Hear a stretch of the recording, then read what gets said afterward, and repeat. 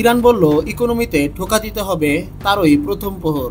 Tel Aviv stock exchange সরাসরি ক্ষেপণাস্ত্র আঘাতে বিধ্বস্ত। ঘড়ি থেমে যাওয়ার মতোই ছবি।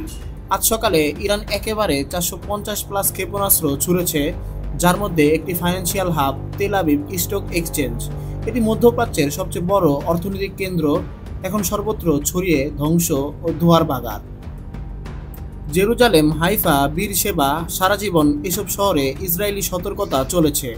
আমাদের হাতে রয়েছে সিসিটিভি ফুটেজ এবং পারমাণবিক আলোকচিত্র, যেখানে দেখা যাচ্ছে আকাশে আগুন জ্বলছে, ভবন ও ধ্বংসস্তূপ বিশাল পরিসরে। স্টক এক্সচেঞ্জ, সোশ্যাল মিডিয়া, বিদেশি বিনিয়োগ, অর্থনৈতিক স্থিতিশীলতা সবকিছু নিয়ন্ত্রণ করে। এখানে হামলা মানে বিশ্ব অর্থনীতি কম্পন। বিশ্লেষকরা বলছেন এখনকার যুদ্ধ পরমাণু প্লাস অর্থনৈতিক যুদ্ধ ফ্যাশনে প্রবেশ করেছে। ইসরায়েল প্রতিক্রিয়া দিয়েছে অটোমেটিক কাউন্টার স্ট্রাইকিং মোমেন্টাম। বিশ্ববাজারে তেল, সোনা, শেয়ার সবই কম্পিত। এখন প্রশ্ন, এই আঘাত কি আরো বড় সংঘাতের সূচনা?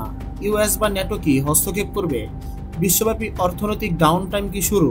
আপনার মতে এবার শান্তি না আবার যুদ্ধ? এটা কেবল মধ্যপ্রাচ্যের সমস্যা না, বর্তমান পরিস্থিতি পুরো বিশ্বকে ঝুঁকিতে ফেলবে। আপনাদের মতামত কেমন কমেন্টে দিন। পিস নাও না ফুল ওয়ার? ভিডিও ভালো লাগলে লাইক, শেয়ার, সাবস্ক্রাইব করুন যমুনা পালসকে। আগামীকাল এই পরিস্থিতির পরবর্তী স্টেপ নিয়ে ফের আলোচনা হবে।